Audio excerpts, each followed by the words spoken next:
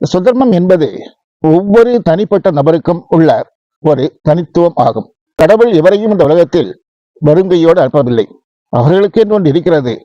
சிலர் அதை கண்டுபிடித்து வளர்க்கிறார்கள், சிலர் அதை கண்டுபிடிப்பதில்லை.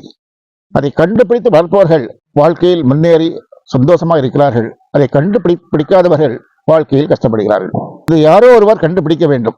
அதாவது நம்முடைய மரபணுவில் இந்த ஜீன் என்று சொல்கிறோம், இதில் 1% மற்ற பொதுவான மரபணுக்களிலிருந்து வித்தியாசமாக இருக்கும்.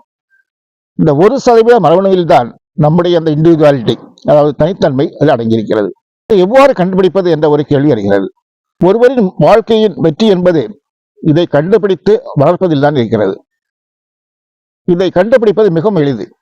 அதாவது ஒருவர் சிறு வயது முதல் 24 மணி நேரமும் எதில் அதிகமாக ஈடுபாடு காட்டுகிறார்களோ அதுதான் அவருடைய சுதர்மம்.